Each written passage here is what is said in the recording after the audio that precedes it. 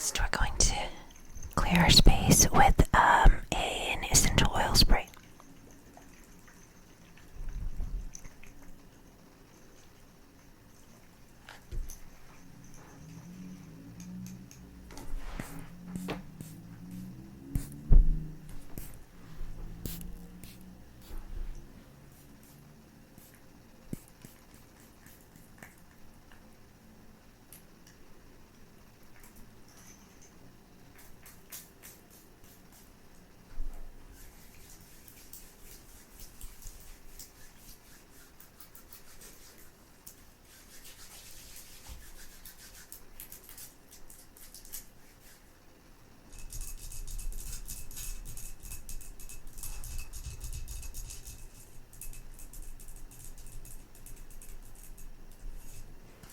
Awesome.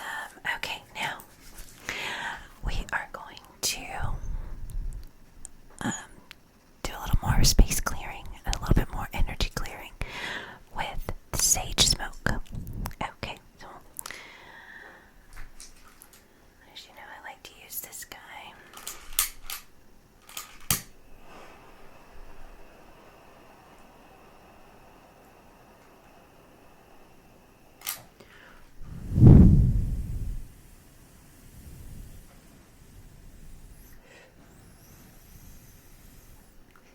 Go. Just to let it clear our space here.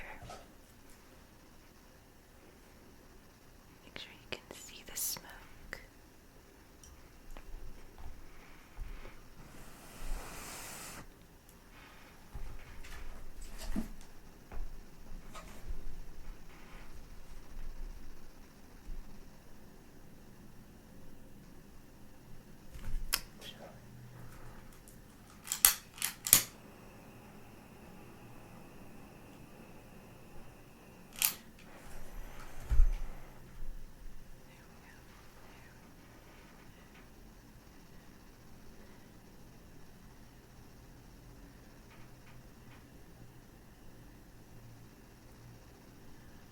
There we go. Alright, so we're just gonna set that right there.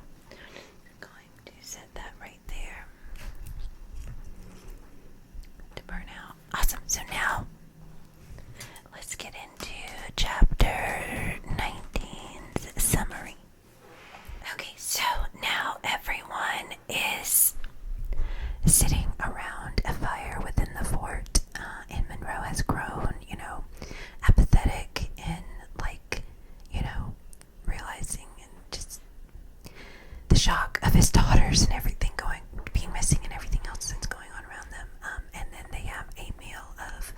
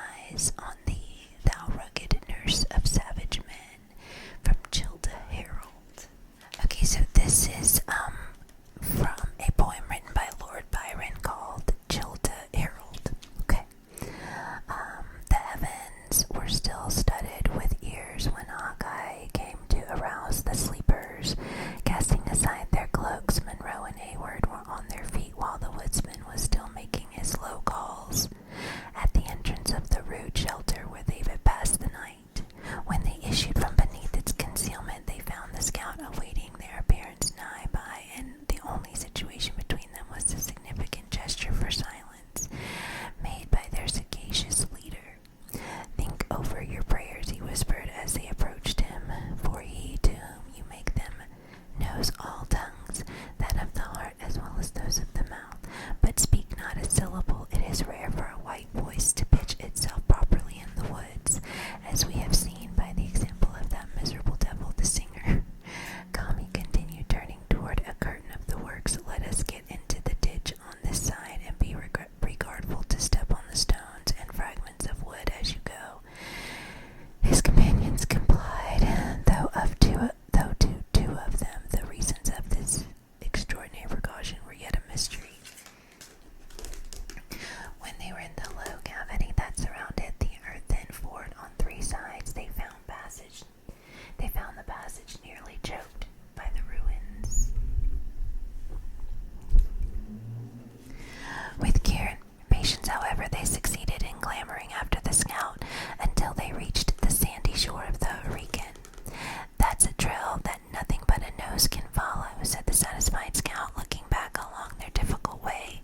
"Grass is a treacherous carpet for a flying party to tread on, but wood and stone take no print from a moccasin."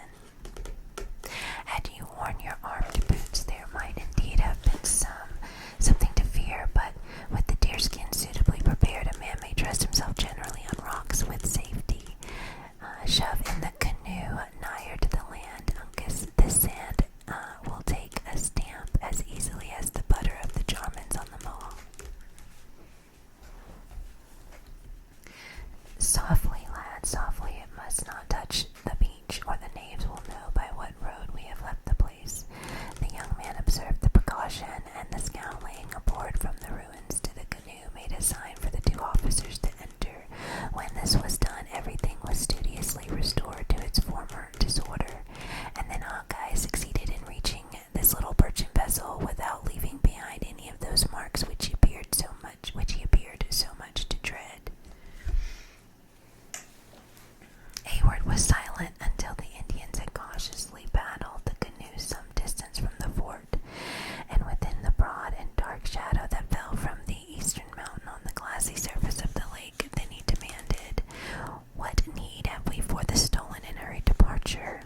If the blood of an Oneida could stain such a sheet of pure water as this we float on," returned the scout, "your two eyes would answer your own question. Have you forgotten the skulking reptile that Uncas slew?"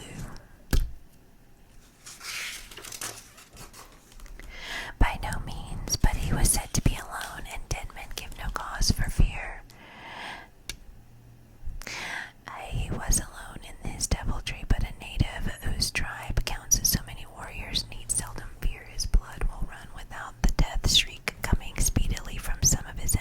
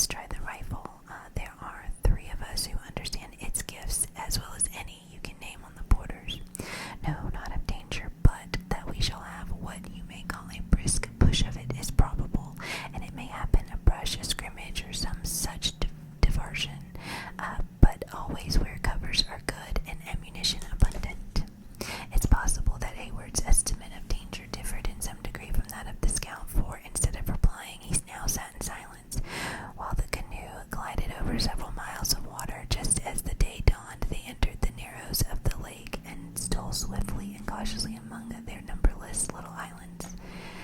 So we have a footnote next to lake. So let's see. The beauties of Lake George are well known to every American tourist, and the height of the mountains which surround it, and in artificial accessories, it is inferior to the finest of the Swiss and Italian lakes, while in outline and purity of water it is fully their equal, and in the number and disposition of its isles and islets much superior to them altogether. These are said to be some hundreds of islands in a sheet of water less than 30 miles long. The narrows which connect what may be called in truth two lakes are crowded with islands to such degree as to leave passages between them frequently of only a few feet in width. The lake itself varies in breadth from 1 to 3 miles.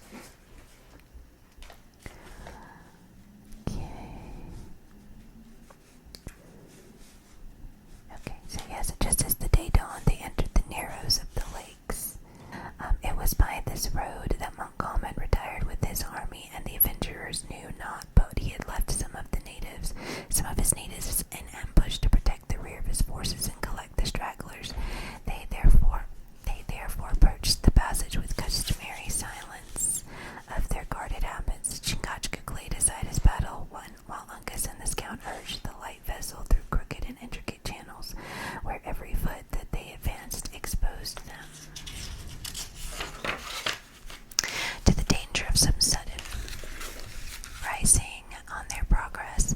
The eyes of the Sagamore moved warily from islet to islet and copse to copse as the canoe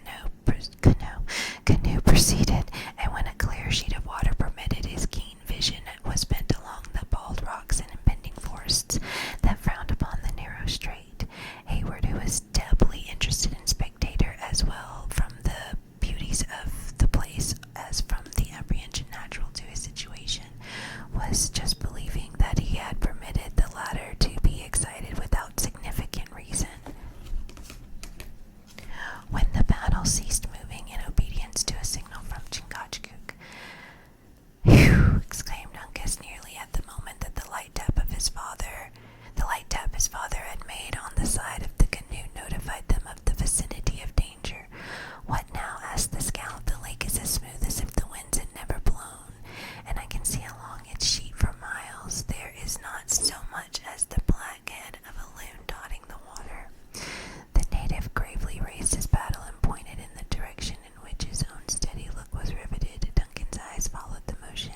A few rods in their front lay another of the low wooded islets, but it appeared as calm and peaceful as if its solitude had never been disturbed by the foot of man. "I see nothing," he said, "but land and water, and a lovely scene it is." Interrupted the scout. Hey, Sagamore, there is always a reason for what you do. 'Tis but a shade, and yet it is not natural. You see the mist, Major, that is rising above the island. You can't call it a fog, for it is more like a streak of thin cloud. It's a vapor from the water that a child could tell. But what is the edging of blacker smoke then that hangs along its lower side, and which you may trace down to the thicket of hazel? 'Tis from a fire, but one that in my judgment has been suffered to burn low. Let us then push for the place and relieve our doubts." And said the impatient Duncan, "The party must be small that lie on such a bit of land. If you judge of native cunning by the rules you find in books, or by white sagacity, they will lead you astray. If not to your death, return Hawkeye, examining the signs of the place with that acuteness which distinguished him. If I may be permitted to speak in this manner, it will be to say that we have but two things to choose between. The one is to return and give up all thoughts of following the Hurons." "Never!" exclaimed Hayward.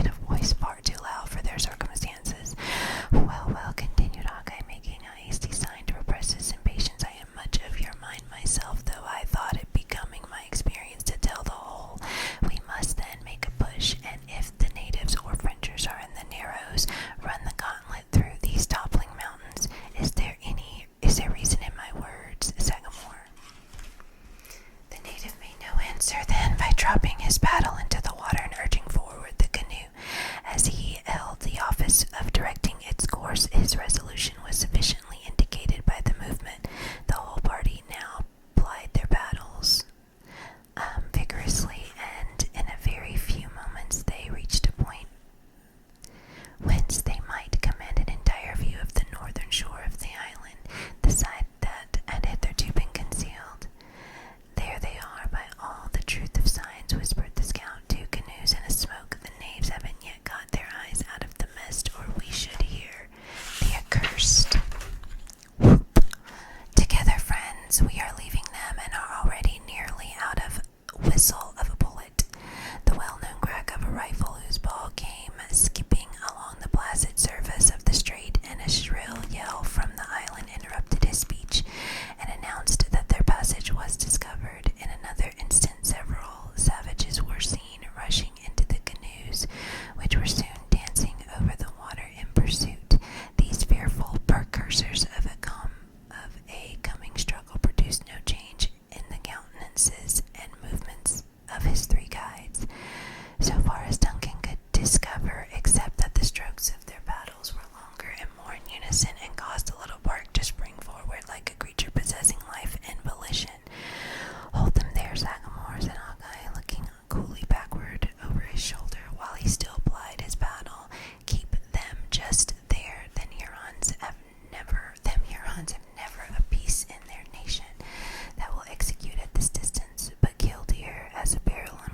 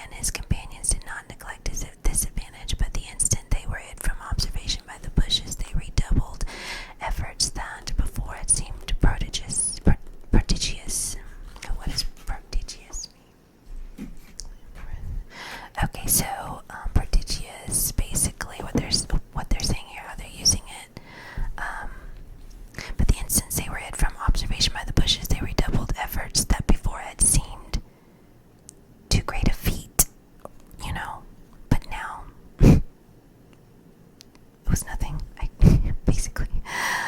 The two canoes came around the last low point like two coursers at the top of their speed, the fugitives taking the lead. This change had brought them nigher to each other, however, while it altered their relative positions. You showed knowledge in the shaping of a birchen bark, Uncas, when you chose this from among the Huron canoes, said the scout, smiling apparently more in satisfaction at their superiority in the race than from that prospect of final escape, which now began to open a little upon them. The imps have pulled at their strength again at the battles, and we are to struggle for our scalps with bits of flattened wood instead of clouded barrels and true eyes. A long stroke in together, friends. They are preparing for shots, said Hayward, and as we are in a line with them, it can scarcely fail. Get you then into the bottom of the canoe, returned the scout. You and the colonel, it will be so much taken from the size of the mark. Hayward smiled as he answered, it would be but an ill example for the highest rank to dodge while the warriors were under fire. Lord, that is now a white man's courage, exclaimed the scout, and like too many of his notions not to be maintained by reason. Do you think the Sagamore or Uncas or even I, who am a man without a cross, would deliberate about finding a cover in the scrimmage when an open body would do no good? For what have the Frenchers reared up in their Quebec if fighting is always to be done in the clearings? All that you say is very true, my friend, replied Hayward. Still, our customs must prevent us from doing as you wish. A volley from the Hurons interrupted the discourse, and as the bullets whistled around them, Duncan saw the head of Uncas turned, looking back at himself and Monroe. Notwithstanding the nearness of the enemy and his own great personal danger, the countenance of the young warrior expressed no other emotion, as the former was compelled to think than amazement at finding men willing to encounter so useless an exposure. Chingachgook was probably better acquainted with the notions of white men, for he did not even cast a glance aside from the riveted look his eye maintained on the object by which he governed their course. A ball soon struck the light and polished paddle from the hands of the chief and drove it through the air, far in advance. A shout arose from the Hurons, who seized the opportunity to fire another volley. Uncas described an arc in the water with his own blade, and as the canoe passed swiftly on, Chingachgook recovered his paddle, and flourishing it on nigh, he gave the war whoop of the Mohicans, then lent his strength and skill again to the important task.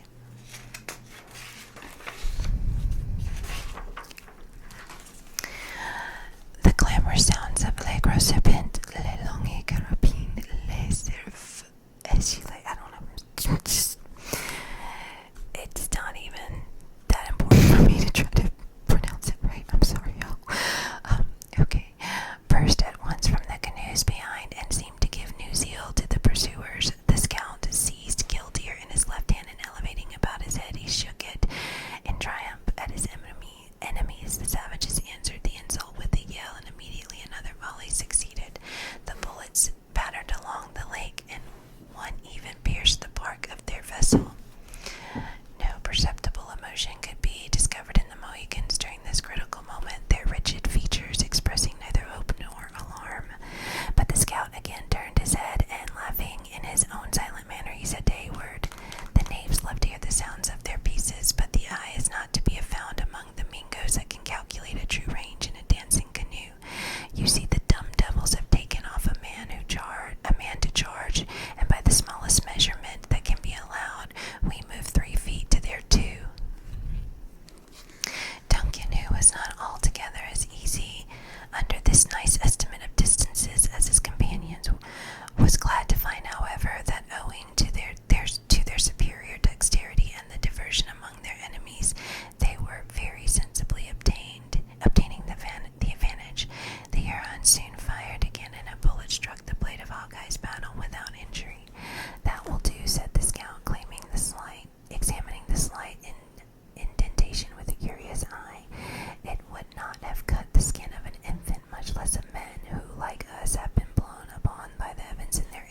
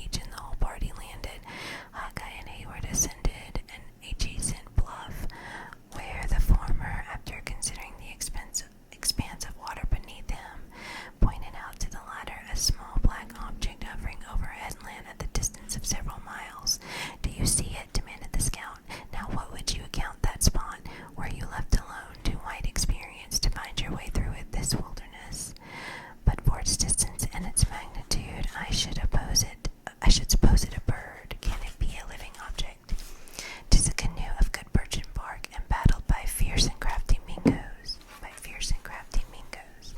Though Providence has lent to those who inhabit the woods eyes that would be needless to men in the settlements, where there are intentions to assist the sight, yet no human organs can see all the dangers which at this moment circumvent us.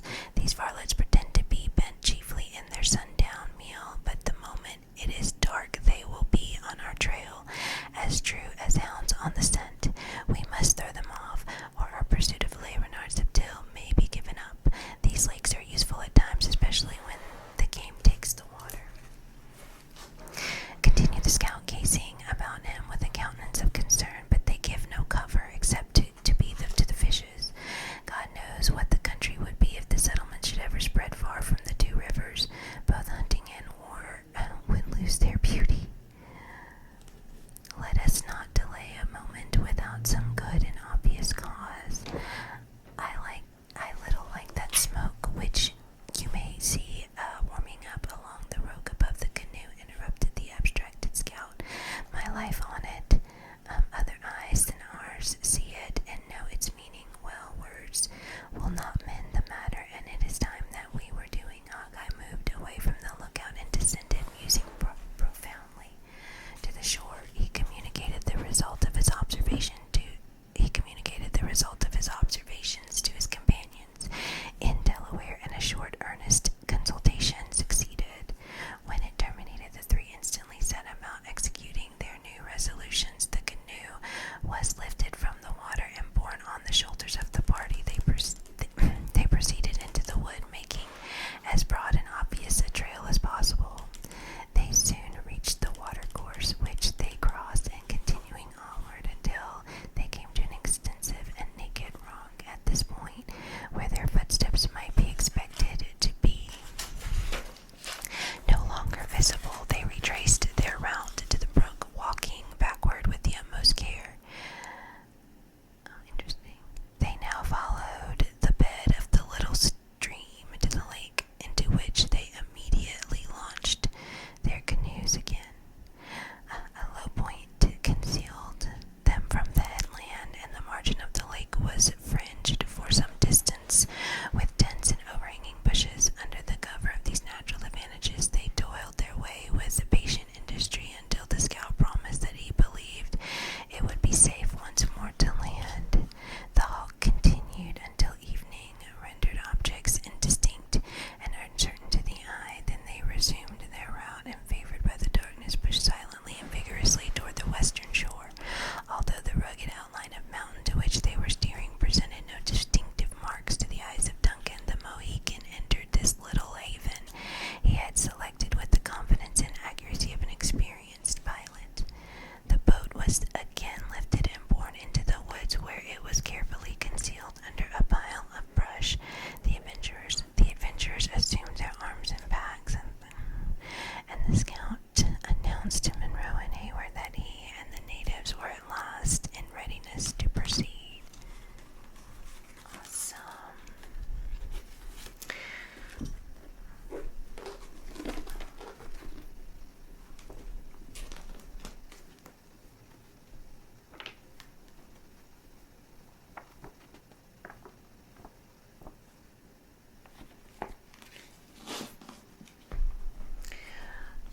Well, thank you so much for joining me